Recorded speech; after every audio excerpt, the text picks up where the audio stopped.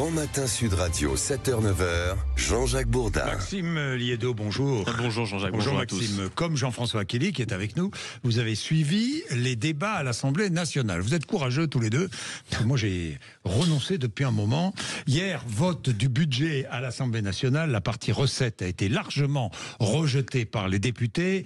Et vous nous dites enfin. Pourquoi Enfin la fin d'une série qui comportait trop de mauvais épisodes et avec une logique vraiment incompréhensible. Et la saison 2 arrive au Sénat et autant vous dire que les spectateurs ne sont pas impatients d'avoir la suite. Surtout que rétrospectivement, tout semblait être fait pour décevoir le public. L'intrigue principale concernant la répartition entre les dépenses et les augmentations était clairement prévisible. Au final, c'était quand même 34 milliards d'euros d'augmentation, notamment grâce d'augmentation d'impôts. Et vous vous souvenez pourtant de la promesse de Michel Barnier. 60 milliards d'euros d'économies, dont 20 milliards d'impôts et 40 milliards de baisse de dépenses. Le compte n'y est pas. Et Dieu sait pourtant que sans faire un budget dit d'austérité, les sources d'économie étaient nombreuses. Sur les retraites, Jean-François en a parlé, c'est quand même un budget par an qui nous coûte 337,6 milliards d'euros. Ça représente 40,5% des prestations sociales et près de 14% du PIB. Un simple report de la revalorisation a provoqué une indignation générale, alors que, objectivement, si on se parle franchement, il n'y avait rien d'indécent à ce que si tout le monde fasse un effort, les retraités y participent, au point que Laurent Wauquiez prenne la parole à la place du Premier ministre pour rassurer son électorat. Les retraités, dont je rappelle quand même ici qu'ils sont la catégorie de la population dont le niveau de vie est supérieur à n'importe quelle autre classe d'âge. C'est inédit et c'est, on va dire, une exception européenne. Et c'est bizarre, mais pour la baisse des APL en 2017 de 5 €, je n'avais pas aperçu, vous voyez, de grandes mobilisations générales pour expliquer qu'on touchait au niveau de vie des étudiants. Puis alors, le clou du spectacle, ce sont les annonces en fanfare, les nouvelles taxes sur le patrimoine des milliardaires, les dividendes, les super dividendes, sans oublier le durcissement des taxes sur les rachats d'actions. Bref, on a assisté quand même à une véritable frénésie taxatoire dans un pays qui clame vouloir garantir la stabilité fiscale et rassurer sur son attractivité économique. Ironique, quand on sait qu'il y a eu 66 000 défaillances d'entreprises sur les 12 derniers mois et que tous, je dis bien tous, aussi bien patrons du CAC 40 que patrons de TPE, PME, vous expliquent que la pression fiscale est l'argument phare, insoutenable pour qu'ils puissent en sortir dignement. Donc évidemment, assister à ce spectacle à l'Assemblée donne quand même la sensation vertigineuse de regarder tout cela à contre-temps. Enfin, j'ai vu les chiffres des salaires des patrons du CAC 40, eux s'en sortent. Oui, c'est de l'argent privé. Eux s'en sortent. C'est de l'argent privé. Enfin, ils s'en sortent.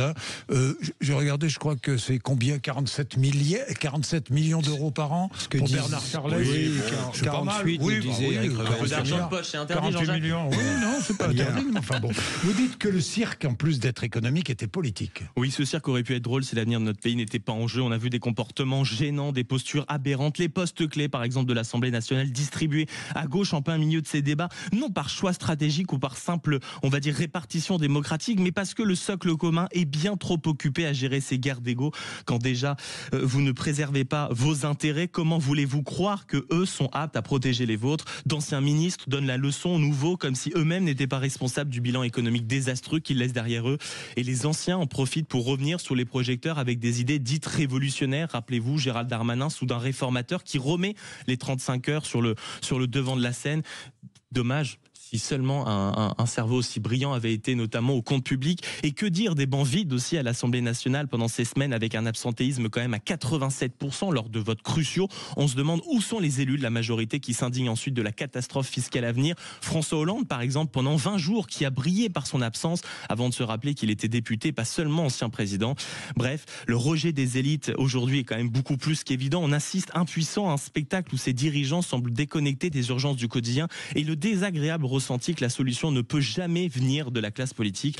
Quand le bateau France coule, des députés jouent le rôle de l'orchestre sur le Titanic. Bien, vous êtes d'accord avec vous Ce qu'il y a, c'est avec que vous, avec Maxime. Avec Maxime. Non, mais depuis, d'accord avec vous, oui, vous êtes d'accord avec vous. Depuis le départ, depuis la dissolution, nous avons bien compris que tout ça était une farce, que ce budget très à gauche, c'est une farce politique. Oui, puis ça va être rectifié au Sénat, puis ça finira en 49.3, c'est ça l'histoire. Exactement. Donc, c'est écrit d'avance. Tout le monde se détourne de cette histoire de budget. J'ai presque envie de dire ce matin, prêtez-nous, parce que M. Trump entre en service fin janvier, qu'il nous prête Elon Musk 2 mois, puisque que j'ai compris que le milliardaire était censé rectifier, tailler dans le millefeuille américain? Parce qu'il y a cette question-là en France aussi qui n'est jamais résolue.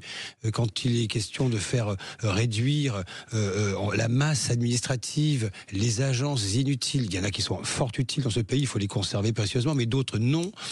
Il y a des études par de l'IFRAP très sérieuses là-dessus, ça se chiffre en dizaines de milliards d'euros. Personne ne s'y attaque. Donc nous sommes là, nous batailler sur des budgets, aller plus ou moins le curseur social, plus ou moins fort, plus ou moins élevé, avec des guerres idéologiques qui ne mènent à rien, sur un fromage très maigre.